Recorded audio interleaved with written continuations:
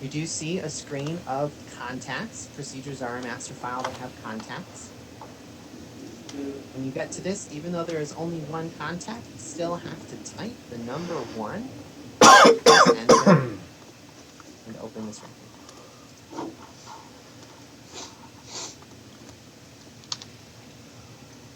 So we are going to go through a number of different screens.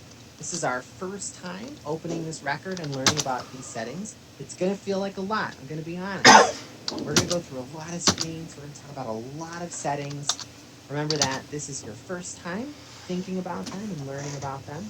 We're going to see all of them again tomorrow when we work with procedure records again. So don't feel like you have to absorb every single thing that we talk about here.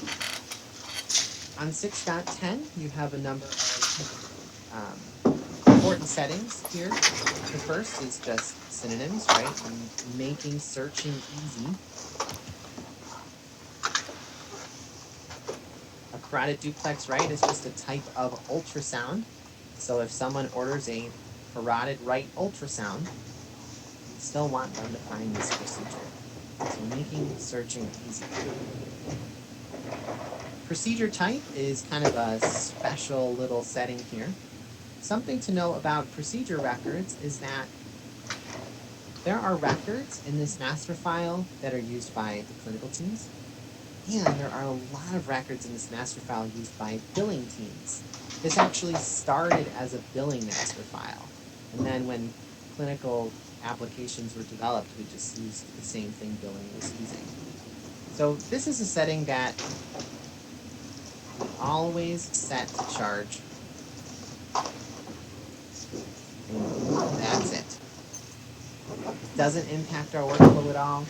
It's a setting that is important for billing. It's a required setting. We have to choose something. Anything you ever build for Cupid, you're just going to put charge, and then you don't have to think about it anymore. The procedure category we talked about before. This is where we get shared settings. And then finally, the procedure group is the list of procedures. This one could be changed to.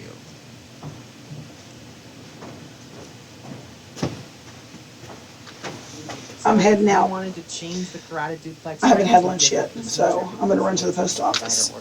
I guess I'm going to recovery tomorrow This is morning the at list of 8. things we could change it to. We could change it to any other. The expectation is that one of us will be there.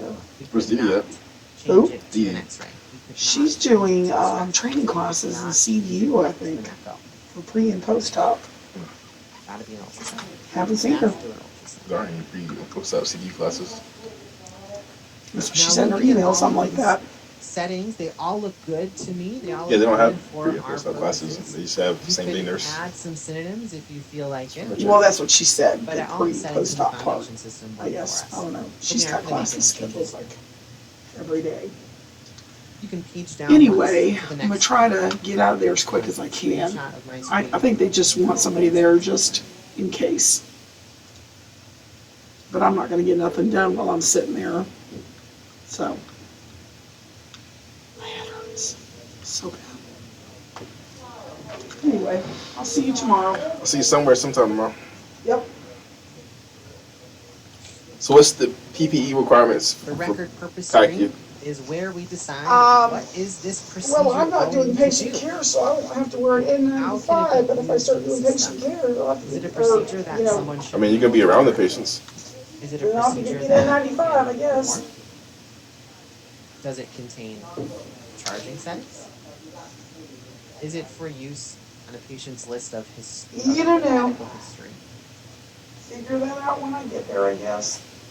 Now I told you, remember that the name of the strategy we're going to learn about right now is the combined What a day. orderable What a day. performable. Thank you for all your help today. You're welcome. See you later. The thing you order is the thing you do. There's no variation, there's no change in it. The thing you order is the thing you do. So we have said, yes, this is orderable. Yes, this is also the thing you would perform. No middleman, no variation. So we have yes set to both of these. You'll notice that charge is set to no. That doesn't mean that this is not something that we charge for. This means that this record is a clinical record. Clinical settings, not a billing record with billing settings. When your billing team works in this master file, they are working with things that are set to chargeable yes. And we are going to use some of the records that they have built for us, but we don't generally build those records. Lastly, you'll notice historical is left blank. The default, if you leave these things blank, is no. So we could actually just have nothing set interactable and default to no. But this is also not a procedure that is meant for a patient's medical history. We have a different setup for that, so that one should be known as well. Yet again, we don't have to make any changes on the screen. Take a screenshot if you'd like, and then you're going to page down one more time.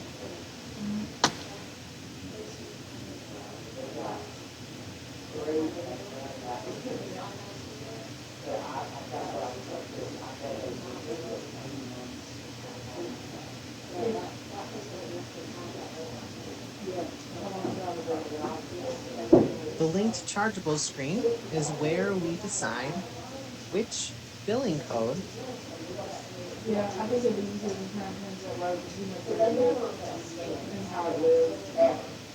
should be triggered at certain points.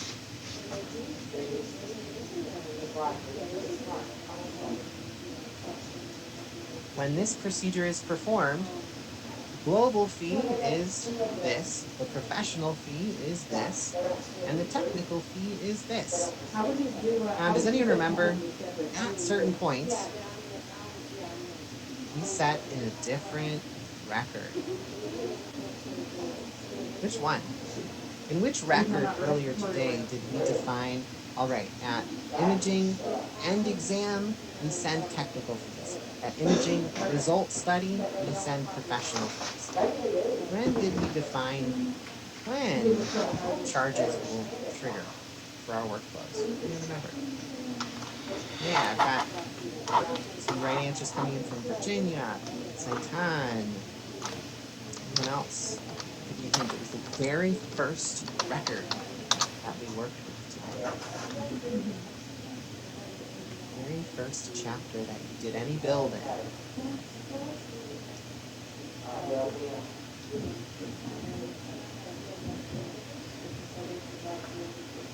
All right, we set this in the department record. One thing that we also learned, though, is that there are other places where we can set this same thing.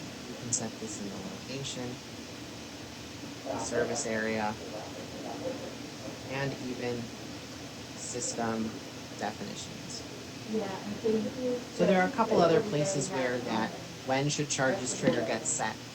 But that is working together with the charges that will actually be used here.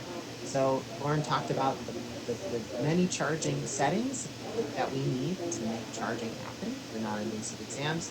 This is the second of 3. We'll talk about the third one in a little bit. Does anyone remember, did we use all 3 of these charge types when we set up our department? Does our cardiology department use all 3 of these charge types? By my tone, you might guess the answer. Can you tell me which one we aren't using?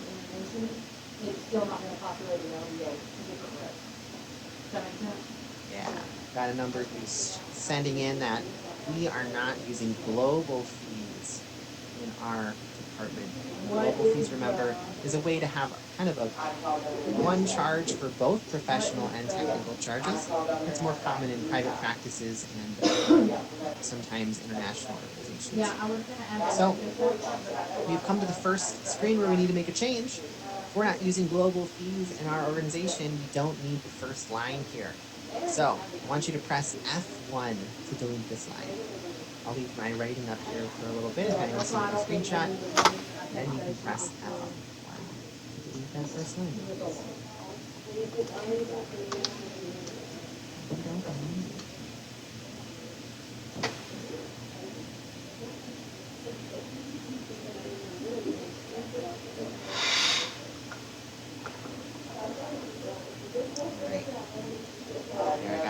itself.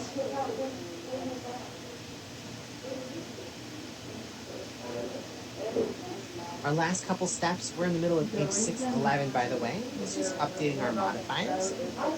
Modifiers are ways that you can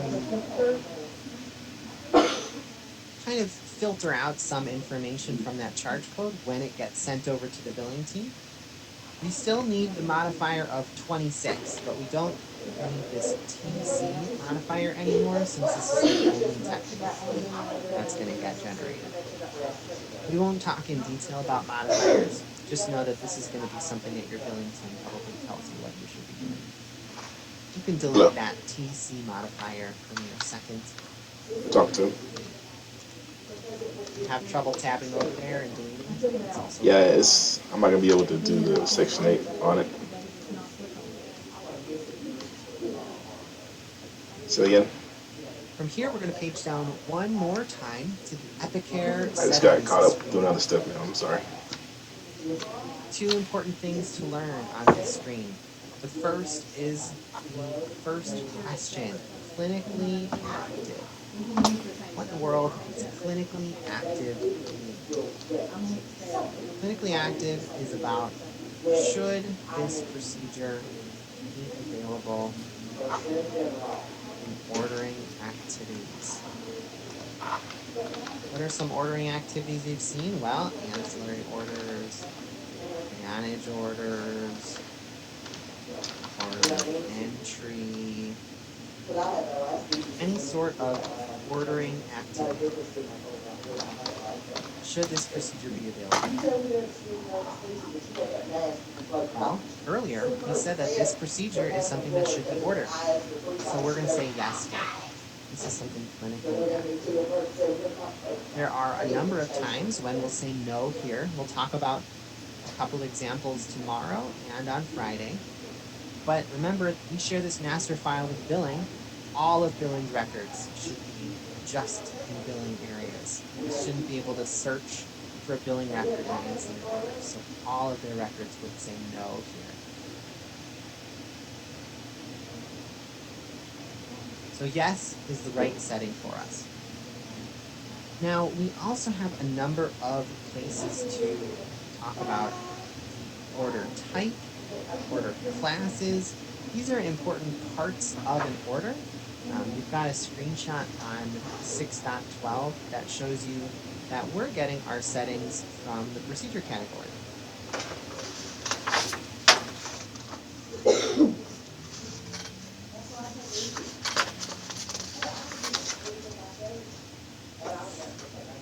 Can this be a clinic-performed procedure, a hospital-performed procedure? Yes, but we don't need to make any unique settings for this specific ultrasound because it's the same as every other vascular ultrasound. So we'll leave these blank because we're just going to inherit the right settings from our procedure category. It's going to be the first of many screens where we see nothing and we will set nothing.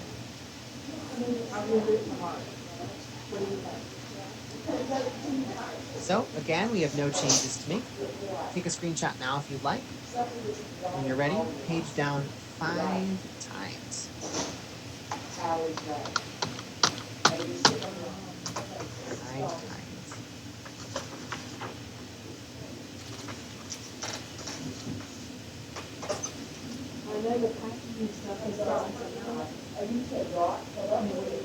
You should end up on a blank screen called Order Class and Priority Defaults. Again, all coming from the procedure category.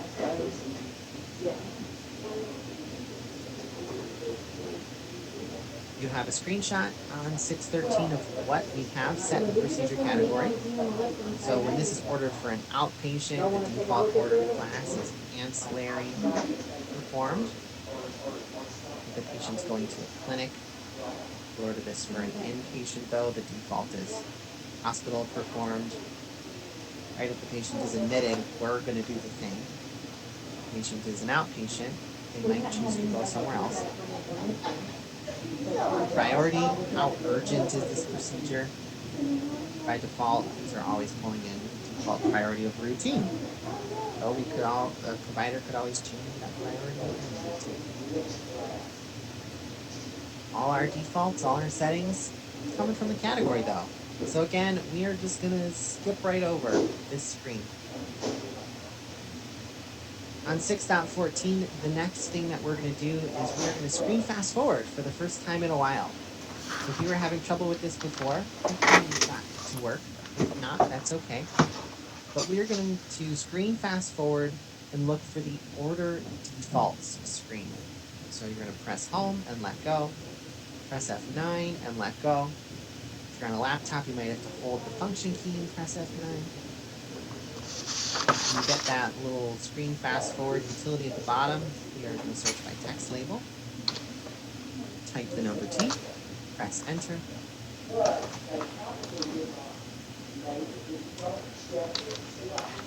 And then we're going to look for order defaults. You don't really have to type the whole name. Order def, I think, is enough. The more you type, the more opportunity you have to type it wrong. Just be careful, press enter, you should end up on this screen.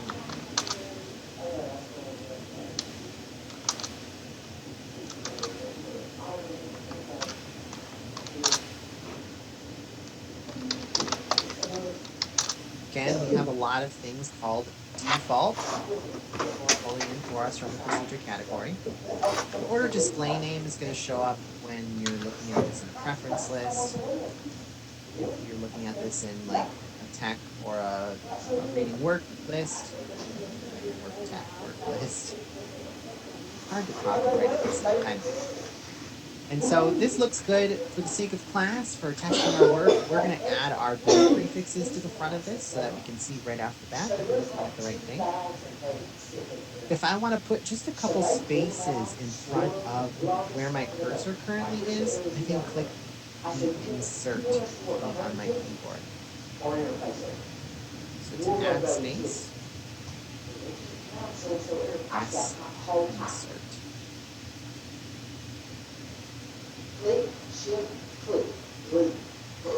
Ginger, I see your question. We screen fast forwarded to where we are now.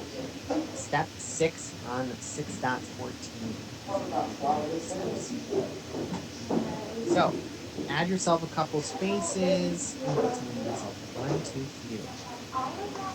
Add your build prefix in front of it.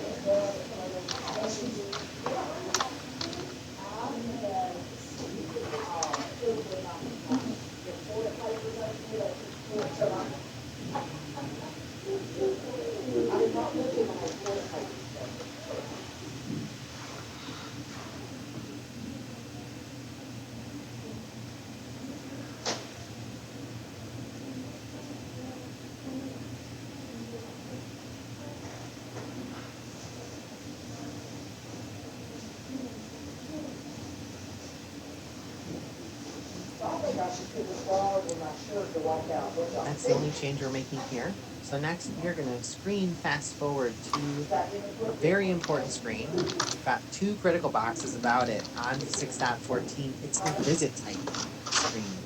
So home F9 again, get your screen fast forward tool, type the T, press enter, select that. We are looking for the visit types screen.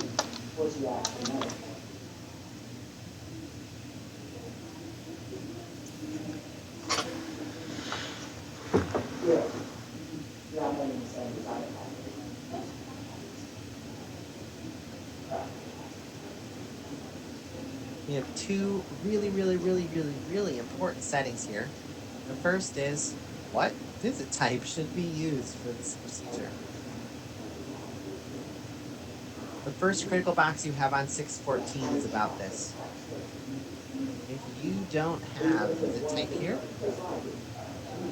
you won't be able to schedule.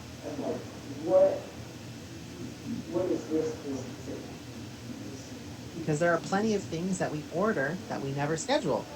Things that aren't appointments don't need to be scheduled, so this is left blank for the majority of procedures. And in cardiology, most of the things that we order have to be scheduled. So we need to have a visit type linked. If you don't have one linked, you can't schedule that exam. And what happens is after you order it, Yep, the procedure shows up nowhere to be scheduled. So if you're, for example, in the depot on the snap board, you're going to look at the depot and there's going to be nothing there. Why is nothing there? Well, you ordered something that the system doesn't think should be scheduled, so why would it show it to you in orders? So if you're ever testing your work for the project, or wink wink, if you're on the exam and you're answering a question about troubleshooting, this is a classic question. You placed an order, you can't find it in the depot for scheduling. What's wrong? Because you missed linking the visit type. The second very important setting is in the lower right corner. Check visit type specialty restrictions, which is basically us saying, should we stick to all the restrictions set up on space. And in Cupid, when it's really important that only cardiology departments schedule cardiology procedures, the answer is yes. Please don't ignore all the work that I did there. There are some kind of fringe cases where you might want to have something where we don't follow the normal rules of scheduling. Maybe it's a special type of cardiology procedure that you do allow other people to schedule. In that case, you might leave this blank or set it to no. Again, you are troubleshooting your build. You're asked a question on the exam about radiology schedulers are able to schedule your exams when they shouldn't. Why is that? It's probably this setting.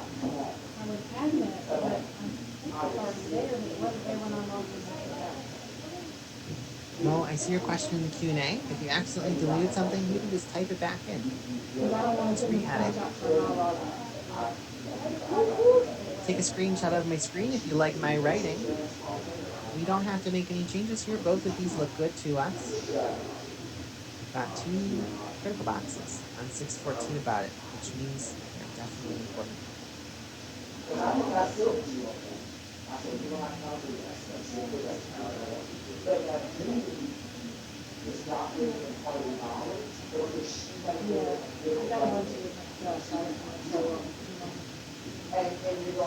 When you're done, you can turn to page 6.15. You're going to page down 5 times to get to some paging specific screens.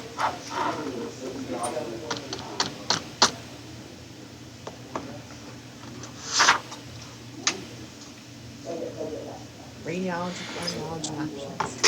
Finally, in the world of imaging. So what are we here for? Well, a lot of the settings here, I think, kind of speak for themselves. Are there any questionnaires you want to ask at the beginning or end exam? We're going to talk about those tomorrow. We've got another really important one here called Should I Send Charges at End Exam? This is the third and final really important charging related setting to set up automatic charges for non-invasive exams. If you wanted to have someone like clear a charge to be sent to billing, you could set this to no. But for non-invasive exams, we usually want everything to happen automatically. There's not a lot of charges that for each exam, we just want everything to get sent automatically. And so we always want this to be set to yes. On 6.16, you have a diagram that kind of brings together all of those charging related settings. Here's how I like to think about that. Context-based charging, that was all about when. When should charges be sent to the billing team? Linked chargeables was all about what? What charges should we send them? Charge at end exam, it's a little silly, but I like to think of it as, are you sure? Sure. Just double checking.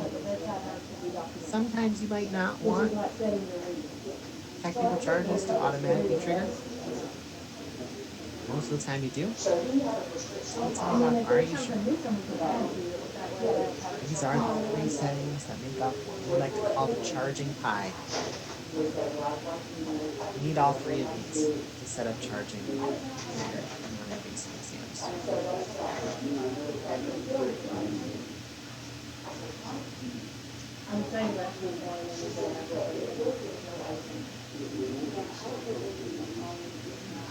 It's already set to yes for us because we copied it from the foundation system record.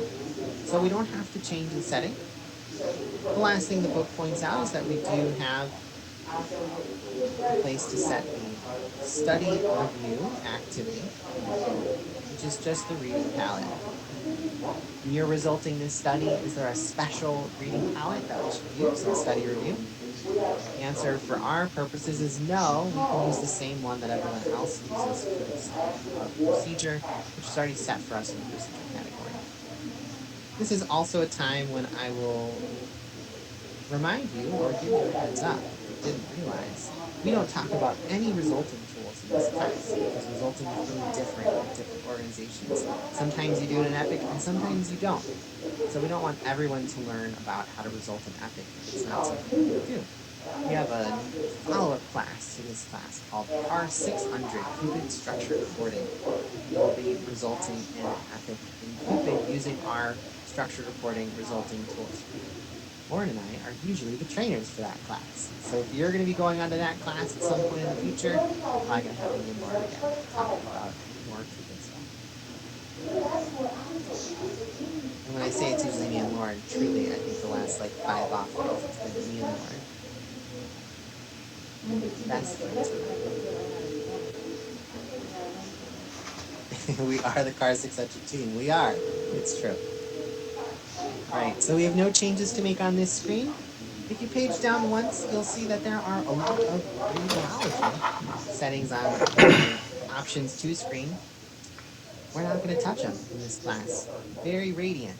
So we're going to page down a second time, get to the radiology, cardiology options 3 screen.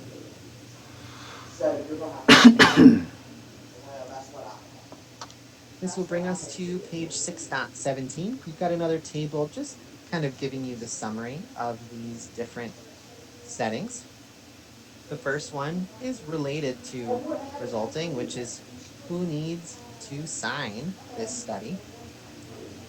Is it just a cardiologist? Do we need a cardiologist and a radiologist? Default assigned pools is about the reading pool that should be used. And lastly, we have this reading form, which is just about doing something called a wet read. If you're familiar with a wet read, that is essentially just if we don't have time to do the full result, and we need to just get an initial reading, so that, we have a patient in the emergency department, we want to just get them a preliminary result real quick before we do the formal resulting so that they can get an answer now, we would do a wet read. The idea is that, with x-rays, the film would be still wet, and you would read it real quick while it's still wet, and then you might finalize it later. This would be the smart form that the cardiologist uses for that wet read. Now, again, a lot of these things, actually all 3 of these things are set in the procedure category already. We have these signatures in the procedure category. We have a reading pool in the procedure category, and we have a wet read form in the procedure category. But the issue that presents is about our reading pool. So you remember, when we built our reading pool in Chapter 3 with Lauren earlier, where did we link it? Built a reading pool, and we linked it where? Tell me in the chat if you remember.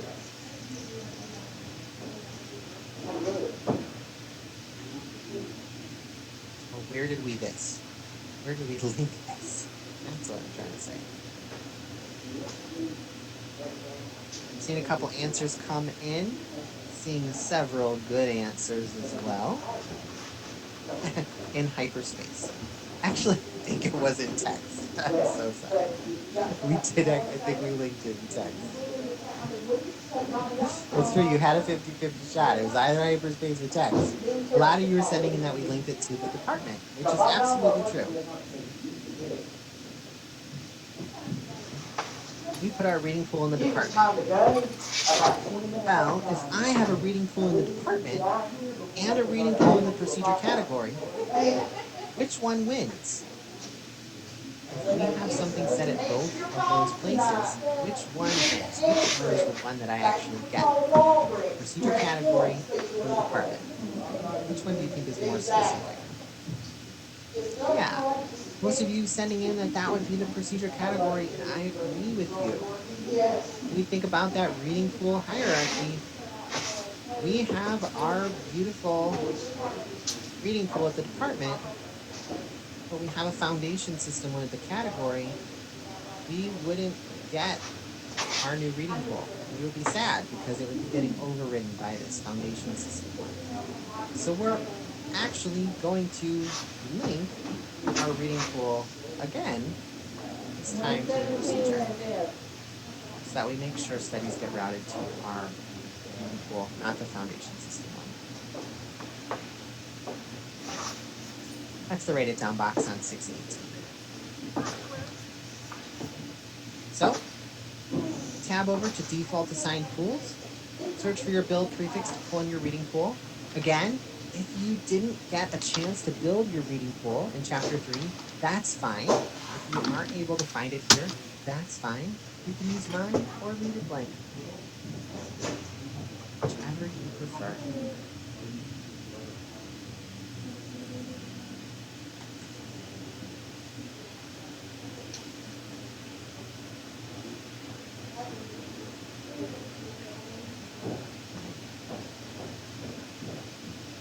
And that, my friends, is the last setting that we're going to talk about in the procedure. Like the visit type, we will be back in this record in the future to learn about other settings. But that is your first tour. Some of the most important core settings in the procedure record. So when you're done, I want you to shift F7 to save and close. This is also the last piece of build for today. Hey, I'm with you. So give yourself a pat on the back.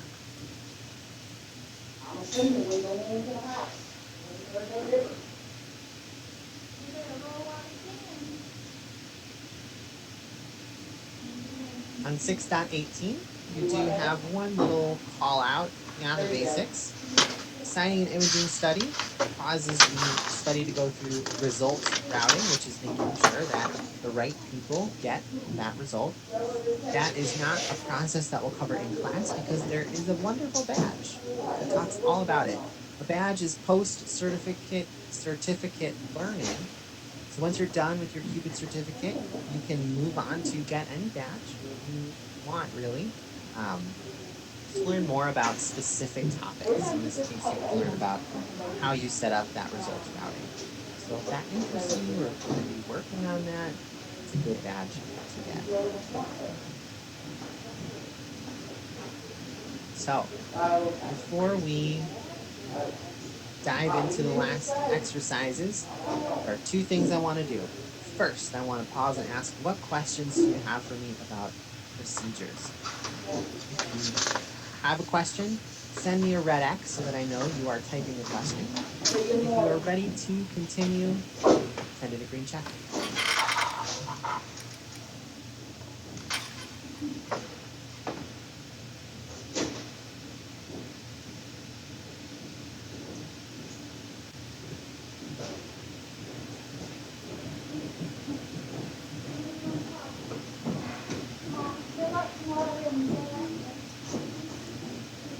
Seen a red X in them in yet, so I'm going to say going once, going twice.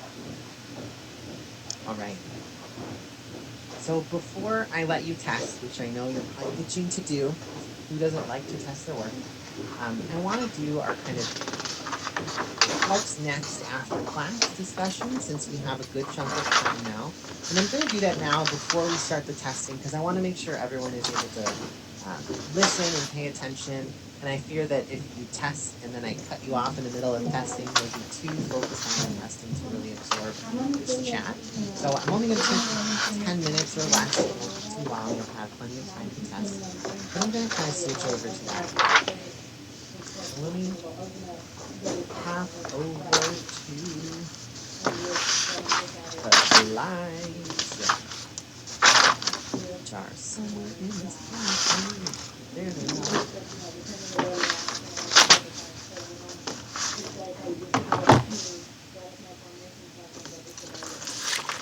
All right. So you finish your first day of Cupid administration, unless you choose to test after we're done. You might be starting to think about what's next for you. You might have some time after class today that you want to head start on your class. That's great. You probably got some form of this discussion in past class, so I'm going to read over some of the same stuff again. I'll mention some things, but I'll focus more on what's kind of new for this class. Your home base for everything that you need to do is from the training home. You should be able to get a really quick link to the training home. I'll let that load real quick. Ooh, I have it. Aha. Training home. Boom. If you open up the training home, which is just training.epic.com, you'll see a list of in-progress certificates. You want to say it's in the lower left corner. But as an Epic employee, I don't have the same training as you. There, if you click Cupid, you'll be brought to Epic University, which is just a way for you to have kind of a visual representation of your path to your Cupid certificate. So I've got something very generic here. You'll actually see like R100 and R400 and all that stuff up here when you look at it yourself. But this is showing you what you have yet to do. So something that is red is something that you haven't done yet. Something with a solid line means it's required. Something dotted means that it's optional. So you have an exam and then probably a sample exam. You don't have to take the sample exam, but it is helpful for studying. And so this is your view of what else do I need to do? Have I missed something? You know, sometimes people forget to do the self-assessment for funds. So this is your place to go. If you scroll down below this flowchart, you'll also have links to everything. Training materials, a link to request the exam, a link to take the self-assessment. So it's also your place to go to actually do a lot of these tasks. If you're ever wondering, what do I need to do? This is the best place to go. Now, a certificate involves a number of assessments. As a reminder, to achieve the status of certified or accredited, you have to get an 80% on any exam or self-assessment and an 85% on any projects. So for Cupid, there is a CAR 100 self-assessment.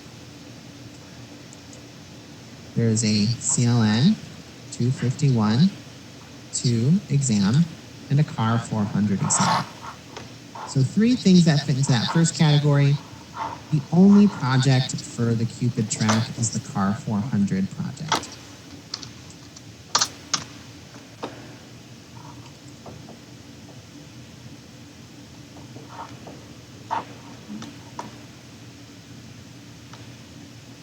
You likely, or maybe, I shouldn't say likely, you maybe have already completed some of these. If you went to CAR 100 a couple of weeks ago, I imagine you probably tried to get that out of the way. Maybe some of you are coming from other certificates where you've already done all the shared clinical stuff and you don't even need to take that CLN exam again. But everyone that's here is going to need to do the CAR 400 exam and the CAR 400 project. So those are the ones that I'm going to focus on today. The first thing you should do is the project. Start with the project. The project is designed to get you back into the book, doing the build again, which is really the best way to learn. The project involves you reading through a scenario that's different from the scenario in class and using that to practice what you learned, to build the stuff in the system again.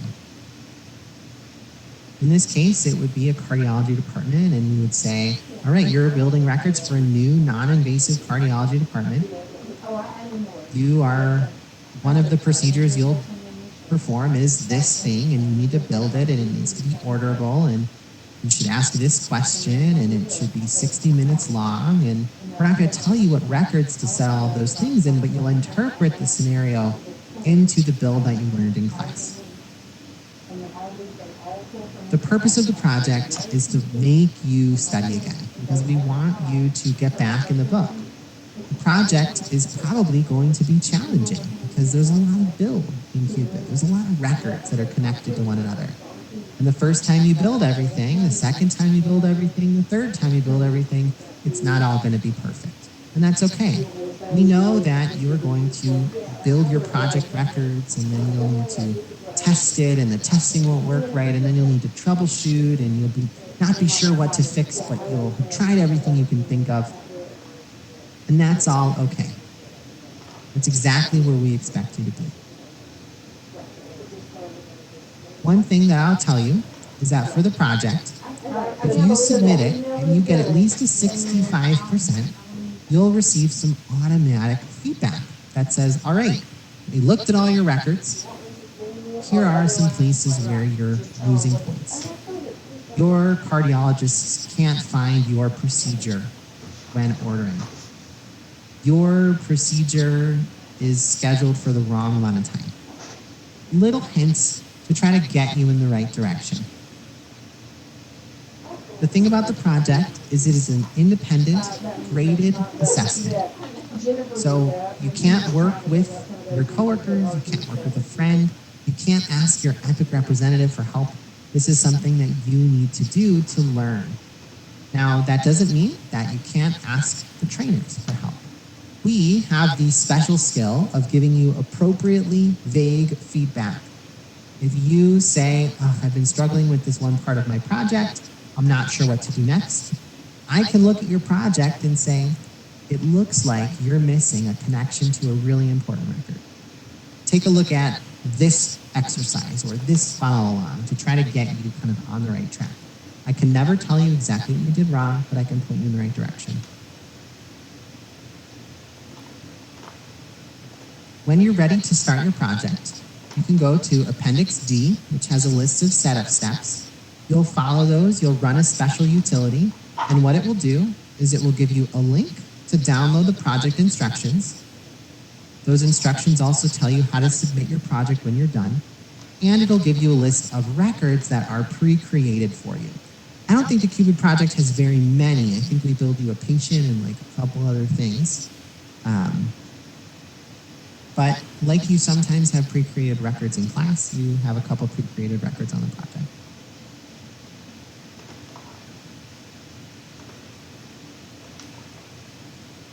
Now, the exam is just like what you've learned about exams before. It's 2 hours, timed, proctored. It is open note, open book, open system.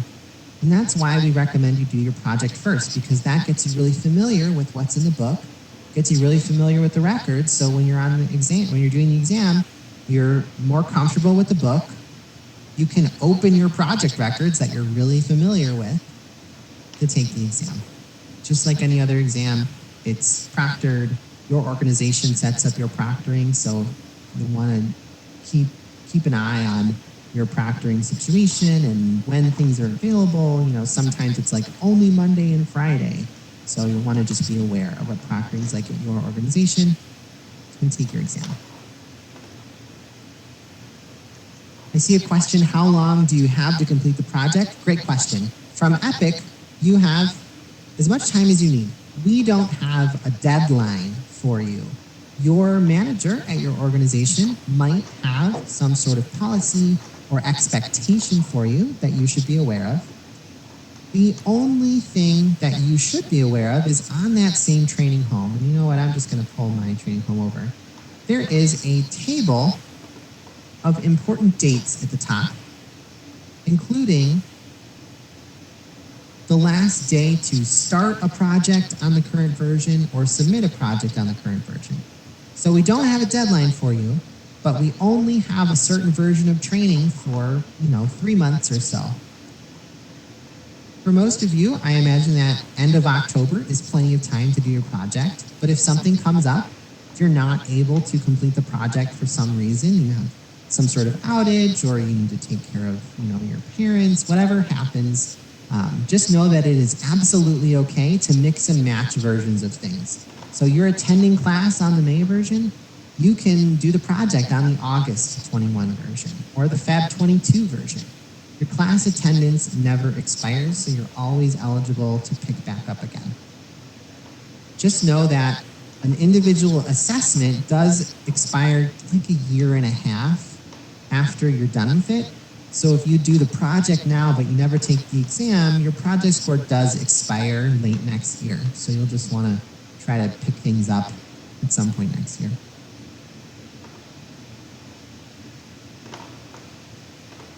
All right. Now, I'll put my last slide up here. Kind of talked about both of these, but if you don't pass the project, use that feedback when you submit. If you're still having trouble, send us an email. Make sure you submit at least once, though, before you send us an email, because if I see you haven't submitted the project yet and you ask for questions, I'm not going to give you much information, because the whole point of the submission tool is to give you advice. So if you have been working on the same thing for 5 hours and you email me because you can't figure it out, I'm going to say, it sounds like you need to work on this thing. If you're out of ideas, submit your project. See if that advice helps you. Then once you've submitted and you've worked through that feedback, I'm happy to give you some more advice. If you don't pass an exam, that's totally fine. You should, after any failed exam, request an exam review. We have a team of people at Epic who know the material really well, who will sit down with you and answer your questions. It might be your own Epic representative, and sometimes you might even get a trainer. There's nothing that I hate more than seeing someone who got a 78 on the exam and then a 79 on the exam. And you only have 3 attempts before we require you to go through class again. So if I see you took the exam once and you didn't get an exam review and then you just took it again, I'm going to get to that